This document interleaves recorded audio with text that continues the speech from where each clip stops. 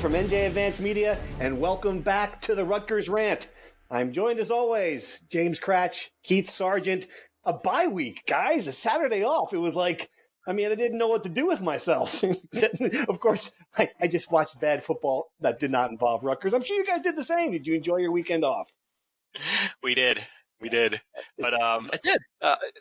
There's never a weekend off, as you know. You know what? Andy Boo today during his press conference said, he mentioned the word chopping. So, in honor of that, I think I'll just say that we kept on chopping this weekend.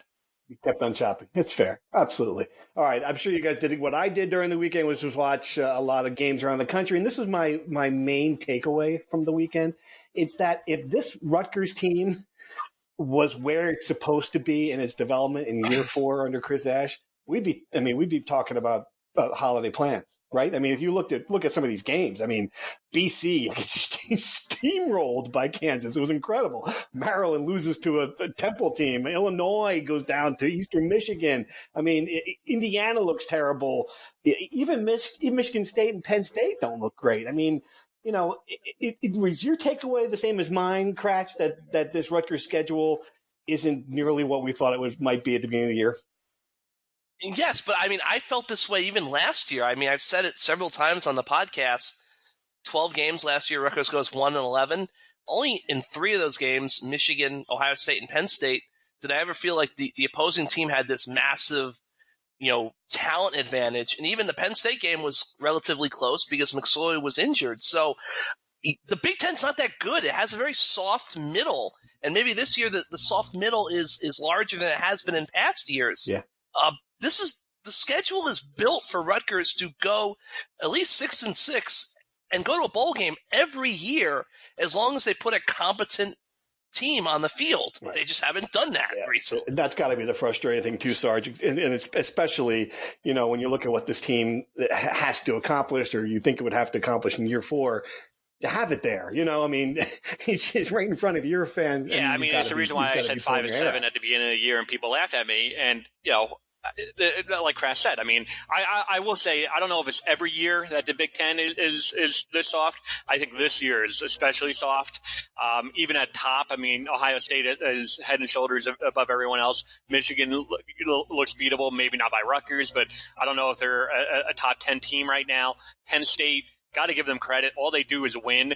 I think I went back to the beginning of the 2015 season. They don't have a head scratching loss since the start of the 2015 season. So, with the exception of those 3 teams, I think, the Big Ten is incredibly soft. I found it fascinating that Boston College, the opponent this week, lost to Kansas, which, of course, beat Rutgers a year ago. And Illinois, a future opponent, lost to Eastern Michigan. Eastern Michigan obviously beat Rutgers 2 years ago. So, it's just, again, perception is everything. Right. There are some games that are winnable, certainly, in October, and this week too, as I'm sure we're about to talk about. Yeah, I tell you, I don't know what the problem is out in Kansas. Every time I've watched them, they are really good. That's all I can tell you. They were running circles around PC. It was incredible. And let's talk about that game, because it feels like the worst case scenario for Chris Ash. If you're Chris Ash, you'd rather have them win that game by 24, come here maybe a little overconfident. Maybe, this is the week they don't play well. Well, instead, they have their clunker at home. Now you've got a situation where Steve Adazio needs this win as much as Chris Ash does. It's just kind of flips the narrative a little bit. But I will say this, Cratch, they're not good.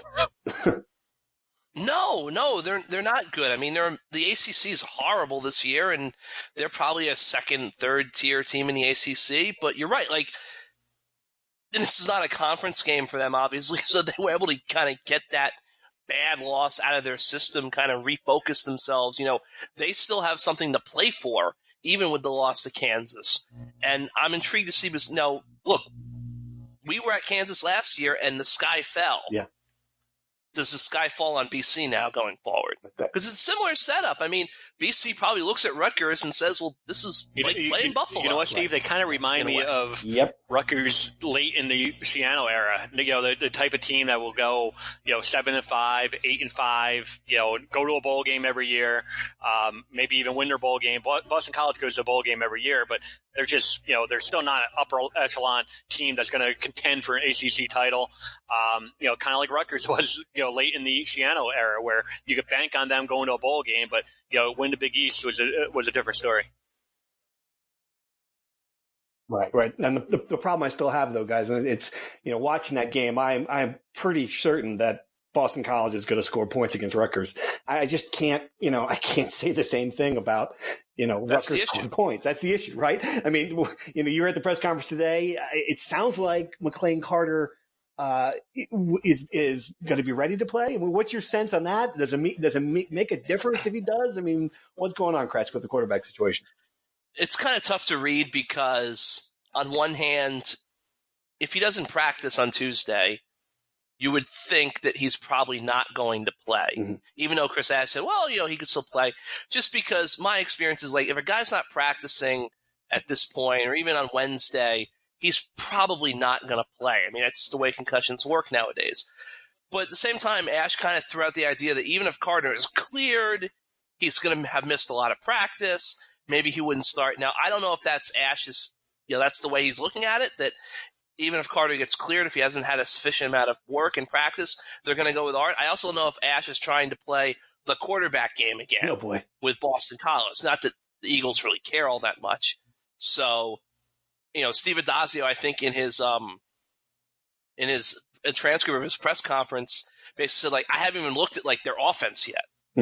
That's later in the week. I'll start to worry about that. So, but my guess right now is I would think that Carter's a long shot to start, just because we haven't seen him practice yet. He's still in concussion protocol, and even if he does get cleared, he hasn't had a lot of work. I think you're going to see Art, and honestly, I think it's kind of fitting if Art gets a start, because this is a critical, fork in the road moment for Chris Ash and the program. I mean, shouldn't Art be the starter in that game? Isn't it kind of kismet that it would bounce back to Art for this crucial, kind of do or die game for Ash? Yeah, that's a great point. I mean, I just don't know that most fans would want to see him trot out there just based on recent performances. I mean, Sarge, what's your sense? Do you think that the offense is going to be the same regardless who starts? Or, I mean, it seems like just based on what we've seen, we talked to John McNulty Carter about at least has a higher upside. He just sounded of the opinion that you're not going to just throw away the UMass performance, based on a half at Iowa, the conditions. I mean, he didn't make any excuses. McLean Carter was not very good against Iowa. But, that being said, he still shows some really, really good things, in the opener, granted against a, pretty crappy defense. But, they're back at home. They should have some home flavor. Maybe if McLean Carter is healthy, maybe he benefits from that. Let's be honest. I mean, we have not seen a quarterback performance since McLean Carter. In the opener, Art Sikowski had some opportunities last year against so-so opponents. Never delivered that type of performance. If McLean Carter is healthy, he's going to be the guy. It's just a matter of whether or not he gets cleared in time. I have to give you credit, Kratz, because you asked the question at the press conference that's just been gnawing at me about the eight games with 50 or less passing yards in Ash's 3 seasons, which is still incredible that's that. I didn't necessarily like his answer. I mean, he chalked it up to execution. I mean, what did you think when you asked him and his reply to you? I mean, when you've had 8 games, when you've coached 38 games, and 14 of them your team has failed to throw for 100 yards, and 8 of them it's failed to throw for 50, you've had, by my count, 3 offensive coordinators and 5 different starting quarterbacks. And Jonathan Lewis, I don't think he didn't start a game, but he played a significant amount in a lot of those games. Mm-hmm. I mean, at some point it's like, well, why can't you get this fixed? What's the common denominator? It's you. No, I mean, it's just it's recruit. I mean, it's everything. I just think it's like a complete failing top to bottom of an offense. Like, you change the scheme, you don't recruit well, you don't develop a quarterback. It's all kind of stacks up. And I think at the end of the day, it's just like, as I wrote, you're basically you and the triple option teams, and at least they're getting something out of not throwing. They're not trying to throw the ball. You are, which makes it even worse. Can it be different this week, though, Sarge? I mean, you got to figure that you're gonna count on Blackshear and Pacheco to run the ball. I mean, I don't know. That defense was so bad against Kansas. I mean, it just literally like some Kansas guys just running all over the field. So I'll say two things about that. I'll say two things about that. One, and we pressed John McNulty about that and Chris Ash. The game plan is going to have to be predicated on Blackshear and Pacheco. I mean, there's just no doubt about it. In the opener, they both got the ball 21 times apiece, and not necessarily all run plays, but plays in the flat. They're both utilized in the passing game as well. Those guys have to be the if you're making a pie chart, they're going to get probably 2/3 of the offensive touches. Now, Boston College, you have to think, and we saw it all of last year, that teams are going to stack 8, 9, 10 guys, in the box, daring Rutgers to pass the ball. Can they do it? We saw defenses, daring Rutgers to pass the ball a year ago, and Rutgers just couldn't do it. It's going to depend on that if they can keep him honest. But I mean, this is going to be a game plan, I would think, that's going to be predicated on the run. It has to be. All right. Let's dive into true or false. You guys know the rules. Answer true or false to these questions. We'll get back to them at the end and discuss a few of the topics. True or false? Put Boston College quarterback Anthony Brown on this Rutgers team, and it goes to a bowl. True or false? Cratch? Wow. False. Okay, Sarge? True. All right, okay. True or false? Bo Melton will have a breakthrough performance against this bad BC defense. Cratch, true or false? False. False. Sarge? False? Okay, true or false? The bye will give Chris Ash time to make several personnel changes before the Boston College game. True or false? True. False. Okay, Sarge? Wow, okay. True or false? BC is bad on defense. Rutgers needs to break out some trick plays. Cratch, true or false? True. False. All right, Sarge? True or false? The Big Ten is not going to get a team in the playoff. Cratch? True. Wow, okay. Sarge? True or false? Rutgers should play Boston College every single year. Cratch? True. False. All right, Sarge? True or false? Rutgers is a soccer school. Cratch? True. Undefeated. Both teams likely going to be ranked on Tuesday morning. So exciting. Sarge.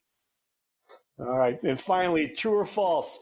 The RWJ Barnabas Center is so awesome, I'm going to become a gymnast. I've seen you, your athleticism. I'm going to say false on that basis alone. But as far as it being awesome, 100% true. And it's great. I got to describe. All right, so we'll cover all this. Let's start there because I don't think fans really could appreciate what it was like walking into this building on Thursday and just so used to things, not being at the level. The best level. You know what I'm saying? I'm not taking a shot at anybody in particular. I've just covered Rutgers for 20 years. You're just kind of used to all right, well, look in the corner. There'd be something not quite right. This building is just fantastic. And what blew me away was, and I know no one cares about gymnastics, but this room that this gymnastics team has now that didn't even have a place to put their leotards and didn't have a locker room at all. It's just remarkable. It's just the best facility in the country for a team that literally had nothing. So I don't know what you guys, So I have to say this, okay, because I toured the Iowa football facility with Steve Politti, and folks, I'm going to give you a little glimpse behind the curtain, so to speak. Steve Politti walked out saying, you know what, whatever the Rutgers, he goes, there's no way it's going to be nicer than this, and all the Rutgers people are going to be ticked off. But I'm going to write that you basically went in thinking that okay, well, this is nice, but it's not Iowa. And Right. I think everyone saw by the tone of your column. I mean, you were genuinely like just you changed your tone, right? Blown away, absolutely. And what I was going to write that they have, all right, great, they did this, but they need to. They need to keep building. They need the field house, need the other things too. Yeah, but you're right. That it was truly. I went from sort of like, I see what they have. And here's the thing, though, about that, because the Iowa, that was their football facility. We didn't see their basketball or anything else. That was just their football facility. And if you're looking at Rutgers' facility, I mean, hell, guys, I mean, the air conditioning was not working during today's press conference. I mean, and I asked Chris at the end of his presser, what do you need? And he basically said, we'll have a story on the site later so you can read the quotes, but he basically said, that the Hale Center doesn't have that sex appeal. Come a year from now, when they build the academic facility, the Rutgers Center, they're going to move out their current academic stuff inside the Hale Center, so they'll have more space. They'll be able to, add a couple, bells and whistles, so to speak. But right now, I mean, for as great as RWJ Barnabas, that solves the issue for basketball, men's and women's basketball, wrestling, gymnastics. That's only 4 programs. Football, is going to be the one that you need to get right. That's going to be the one that's going to hopefully down the line, in the best case scenario, drive the revenue. They still need to address that, namely a field house, but also the Hale Center, giving it more of the wow factor. The locker rooms are great, but beyond that, the Hale Center is, probably ranks near the bottom of the Big Ten as far as facilities. Oh, absolutely. No question. I'll say this.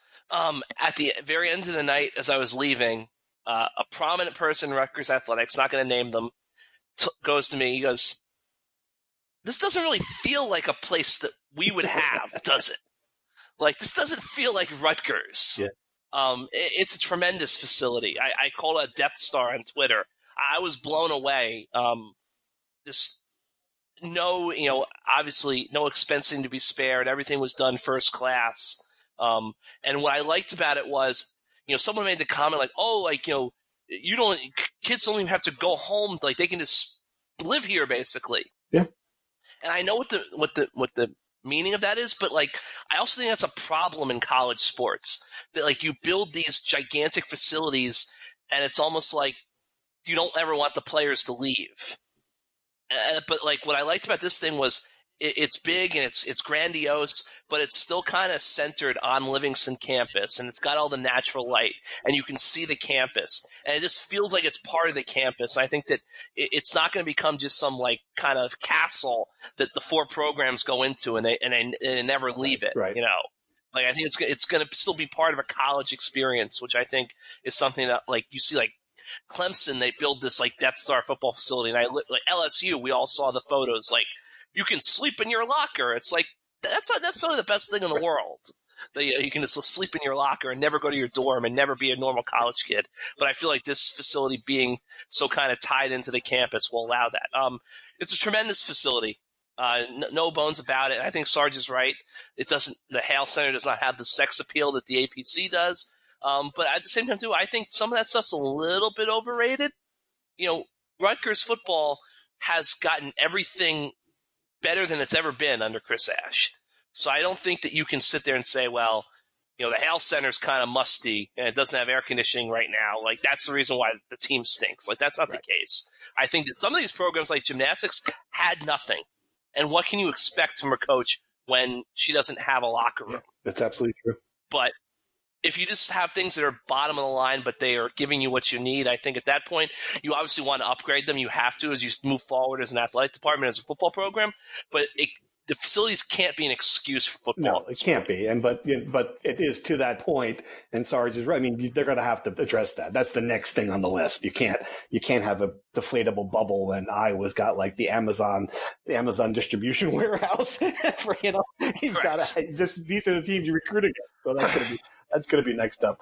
All right, what else do we talk about in the true or false? So you think Sarge that Anthony Brown and this Rutgers team? I said they were going to be 5-7 at the beginning of the year, and the thing that's held them back in the last 3 years has been quarterback play. Anthony Brown is a legit quarterback. I mean, he is a guy who would start for Rutgers. He would have started last year. he would start now. Their quarterback play has been, abysmal. Yeah, he's not Kyler Murray though. I mean, look, I've looked at that game against Kansas. He's not perfect. He's inaccurate at times. He's not Kyler Murray. Not many are. I mean, you watched it. I've watched a lot of Boston College. I mean, he would start, right? I mean, he would start at Rutgers. Yeah. Yeah, I think he runs the system well. I mean, I think what we see from Boston College is they like to play up tempo. I think he is a good fit for that system. Is he a guy who's going to play on Sundays? Probably not. But I think at Rutgers, I think he'd make a world of difference. Right. All right. What else do we talk about? So this is interesting. I thought that the bye would give some time for personnel changes. Kratz, you think what we've seen is what we're going to get here? Yeah, I mean, I more said that as I don't necessarily know that they're going to make any changes. I asked about Malik Dixon, and Andy Booth shut that down immediately. Yeah. But I just kind of look at the hot points. Like there's nothing, not the tight end. They've been pleased with what Matt Alimo has done, but they've got no, Pennison's not going to be back. They've got no bodies at tight end. They've done the mixing and matching with the offensive line. Like those guys are who they are. I mean, I guess maybe you could start Lonsdorf over Raekwon O'Neal, but I don't think that any of the 5 starting offensive linemen have played poorly enough that they need to make a change. The wide receivers are what they are, and you go on defense. I mean, they already have a linebacker rotation. They're playing every defensive lineman they have. They're just not producing up front. And the secondary, I mean, those are the guys that they're cycling everybody in to begin with. So I just don't see what position changes could be coming. All right, good observations. And let's do 30 seconds on soccer. 6-0, 6-0. Is that what it is? New coach for the men's team. Mike O'Neill, obviously one of the 3 best coaches in. Yeah, I mean the men's team is 5-0, and coming off back-to-back 4-win seasons. I mean, it's a tremendous job by Jim McElderry so far. I spent a day with him this summer, and just talking to some of the guys on the team, you could just tell.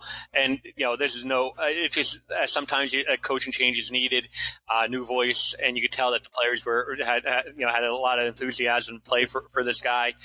All their games have been close, which most soccer games are, but they've been winning the games that are close, which they haven't done the last couple of years. They haven't played a Big Ten game yet, so you preface it with that. But I talked to McElderry the other day. He seems pretty confident that that they're that this is no fluke, and we'll see. I mean, it'll be interesting. Once again, the Big Ten play September 21st against Michigan at Michigan is the first one. So it'll be interesting to see whether or not they can keep it up. All right, we ready for some questions from Project Text? You guys don't know this yet. NJ.com/text. It's our great new thing where we can communicate directly with you and tell you what's going on before anybody else knows it. And also, we ask you each week to give us some questions. And I got to be honest with you, the texters are getting frisky and funny. We've got some funny ones this week. Like someone texted in to say, "Question: do you think Daniel Jones gets to start at quarterback for Rutgers on Saturday?" and because of where my head is, I read it and said, "Oh, wait a minute, what?" There's like a 2-second pause of, that's a great idea. Why wouldn't they do that? Oh, that's right, because he's on the Giants. That was one good. And here's another one. Another question I loved. Give credit to whoever sent it in. How many words would Politi's column be if Chris Ash pulled what Narduzzi did, kicking a field goal from the 1 down 7 with 5 minutes to play? And then, of course, this is the Pitt Penn State game. And my answer to that was, there'd be no column. My head would have exploded. It would just be all over the press box. Kratz should be cleaning it up off his laptop. And that would be the end of my career if Chris Ash did. That was incredible. I mean, that really was. Were you guys watching that game? I watched it, and his excuse afterward was incredible. They needed 2 scores to win. But, dummy, you needed 1 score to tie the game to get to that point. Score to tie. Yes, you needed a touchdown. Oh, my God. It was not a good. If you were making a list of coaches that would theoretically be on a short list of people to talk to for if the move happens with Chris Ash, and Narduzzi is one of them. Statistically, I saw a stat. I think 70% of the time on 4th and 1 from the goal line, you score touchdowns. So, I mean, it just from a pure statistical standpoint, It made no sense. It's just dumb. Yep. All right, here's another good question. I'm curious for your thoughts to see how Rutgers defense matches up with Dillon in the BC run game. If I'm BC, he's getting the ball over 50% of their offensive plays. Cratch, I think 50% might be conservative based on what I've seen. What do you think?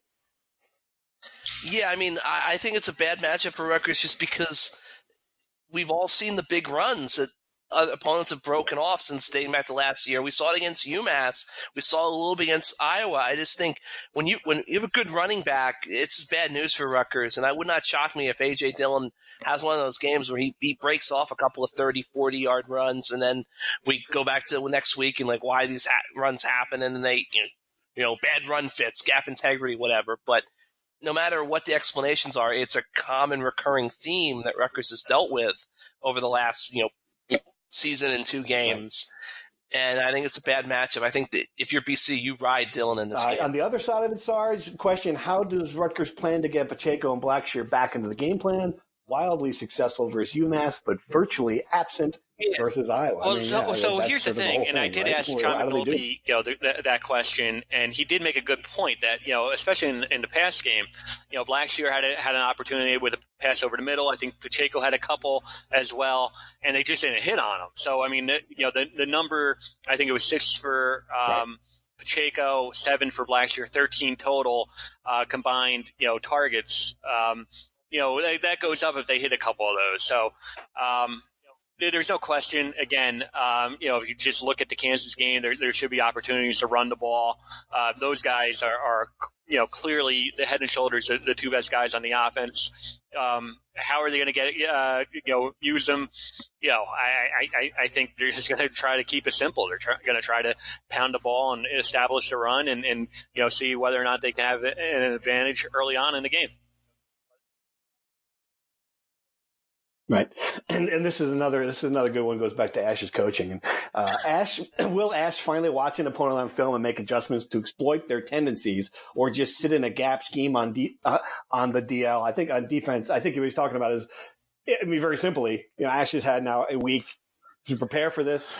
He's facing a good offense. I mean, is this the game finally where, all right, the head coach does something that when it's over, you watch it and you go, hey, that was a great game plan by Chris Ash. Are we going to see that, Cratch? Is this an opportunity for him to be a coach? No, definitely. I mean, look, I think this is, like we've said, it's the biggest game he's coached at Rutgers. He's got an open week to prepare. He's got 2 weeks to prepare. This should be his masterpiece. Rutgers needs Ash on defense to roll out, a 5-act masterpiece. Because on offense, you don't know what you're getting, So you might have a great game. You might have what you had against Iowa, I mean, if I'm Ash, I look at this game and say, I have to find a way to hold BC to 14 points or less. Because that's might be the only way I can guarantee we have a chance to win the game. That's a tough ask. Well, I mean, when you go get shut out by Iowa, I mean, when was the last time they scored 20 points against a real team? Against a real team. I don't. Hang on. I got the media guy here. In 1888, they played Yale. No, that was a loss. It's unfortunate, but you might have to win. The only way you win this game might be 14-13. You might. It's not easy to go into a game, especially against a team that has Anthony Brown and A.J. Dillon, and say that, but you got to look at it that way. By the way, is November 4th, 2017 against Maryland. Honestly, 31-24 was last time, but not last year. I mean, if you're being they scored 17 against Wisconsin, and you'd have to. Okay. Some of those are garbage time. Yep. No. Yep. And one of those garbage times. So yeah. You might have to. Ash might have to hold BC to 14 points. I got one. November 1st, 1890. They beat the Crescent Athletic Club 68-0. Woo! I mean, absolute disgrace. That Crescent Athletic Club is certainly. But to answer the question, I tend to believe it. Year 4, Chris Ash's defense is what it is, and people who are expecting to show up to the ballpark one Saturday afternoon, and everybody's blitzing and the whole kitchen sink's being thrown in the backfield. But, I don't see that 1890 happening. game. I do remember Plitty coming out of that this needs to be a game plan saying, game. James Bishop for Heisman. Remember when you said that? and that was a memorable one. But then the following week they lost 70-0 to Yale, and then you tried to fire the coach. Remember? Yeah, it was terrible. Those were the days. What were we talking about? Oh, yeah, that's right. Project test questions. All right. The final question. Would be interested to know whether Sarge's calculus has shifted. I didn't know you had a calculus, much less that it could shift. In light of that terrible BC performance versus Kansas, a perfect transition into predictions. Sarge, before the season, you picked the Scarlet Knights to beat Boston College, much to our amazement on this very podcast. I failed calculus. There you go. Well, give us your best thought. Is it going to happen? 2 tries, I think. I'm sticking with Rutgers. 24-21 Rutgers. A late Davidowitz field goal. I think it'll be close. If anything, the Kansas game kind of backed it up. I think there's going to be a lot of opportunities for Rutgers to move the ball. I think they're going to try to control the tempo. I think this is going to be the game where we could walk out and say, 2-1 at this point is exactly what really should be. Ooh, no! They better not. Students tear down the goalposts. They're so starved for a win. You never know. All right, Cratch, what do you got? I will go with, I believe the line is currently at 7. I will go with Boston College 31, Rutgers 17. Okay. Yeah, I know BC played poorly against Kansas. I just think at the end of the day, Boston College is going to score points against Rutgers.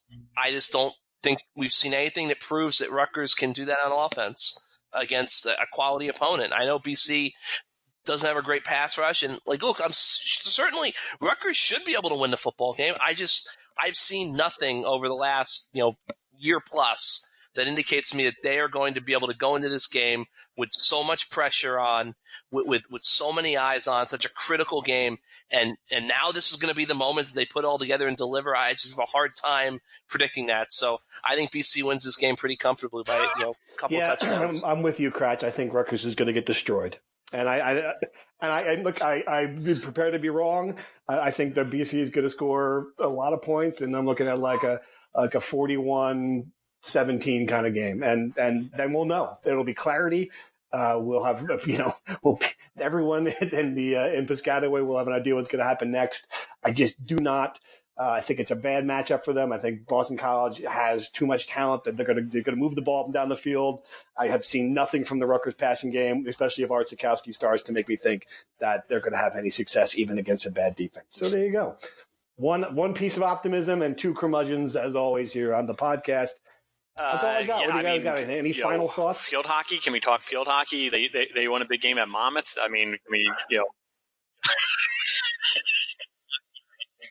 You can talk field hockey. I'm not sure I'm capable of doing so. No, total seriousness. Rutgers volleyball. Steve, you're very familiar with them. 1 in 99 column. They are on a roll. Nice. That's great. I'm pulling up the information right now. I saw that they lost an early game against Grand Canyon, so I thought that must have been difficult playing at. Is Thunder Dan Marley still the head basketball coach? Go ahead. I don't have the answer to that. No. Rutgers women. Go ahead, Sarge. Rutgers volleyball 6-3, 6 straight wins. They have defeated I believe 2 tournaments. They won the Rutgers Invitational. They beat Princeton, Virginia, and Towson, and then they at the Ellis Rowland Memorial Tournament hosted by Colgate, 3-0. Wins over Colgate, Quinnipiac, and New Hampshire. So they're down in D.C. It looks like on Friday and Saturday to play American and Howard. Big Ten opener next Wednesday, September 25. College app Jimmy gets I will say one thing. I actually did a little breaking news for the our tech subscribers over the weekend. Baseball is getting a facility upgraded. They're getting new field turf. They're moving the fences in, basically 15 feet in the left field corners. Center field, I think, goes in about 20 feet. It was the biggest park in the Big Ten, 410 in center field. Now it's down to decreased down to 390. They only hit 7 home runs combined a year ago. Softball is also getting a facility improvement, getting new fencing, new field turf. And both will be done by mid-October. Total cost $1.5 million. A big gift by Ron Baton, whose name is on the baseball field as well. So good stuff happening just from a facility standpoint over at baseball softball. Kratch, you forgot. What about Soriano? We didn't talk about Nick Soriano.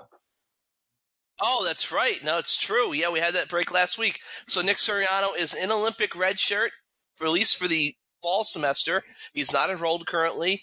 He's going to train with his eye on, trying to make the Olympic team in 2020. Obviously, the trials will be in early April at Penn State, kind of ironically. So looks like Rutgers is going to have Soriano and Ashnault bidding to make the Olympic team along with some of the NJRTC athletes.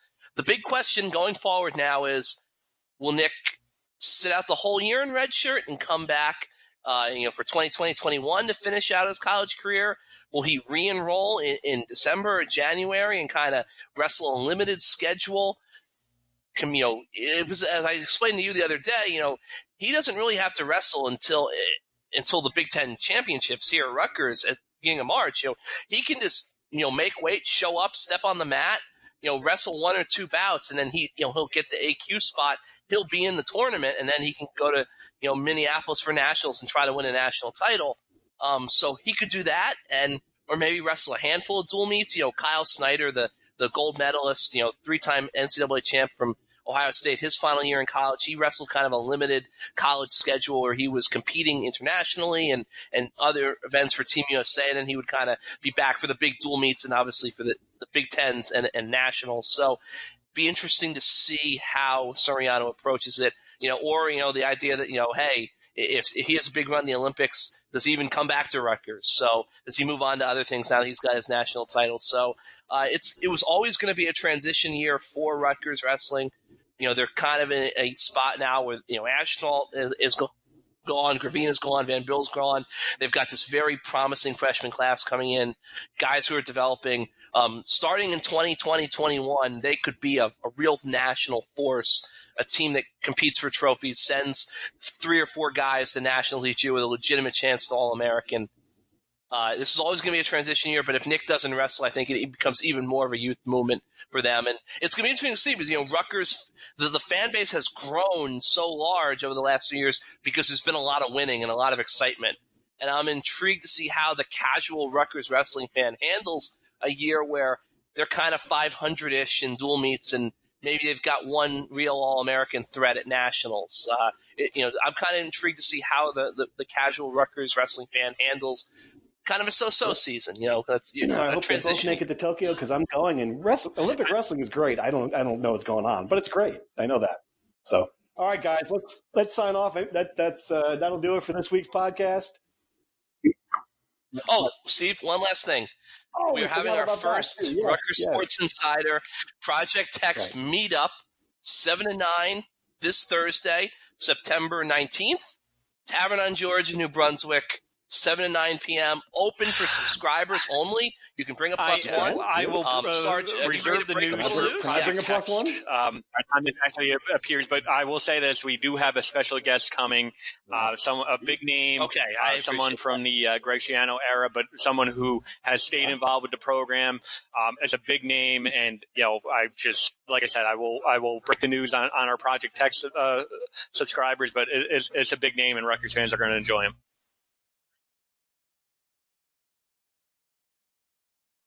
Wow, exciting. All Excellent. Right, look forward to that Thursday night. So anyway, RSVP to Project Text. So if you are a Project Text subscriber, send us a text. Let us know you're coming. And if you're not a subscriber but you'd like to come, Go to NJ.com/text, sign up, and you will be It's free food, and you don't have to talk to me if you don't want to. Okay, signing off, Steve Politi, James Cratch, Keith Sargent. Thanks for listening. We'll be back next Tuesday, to recap the Boston College game. Thanks, guys. Bye.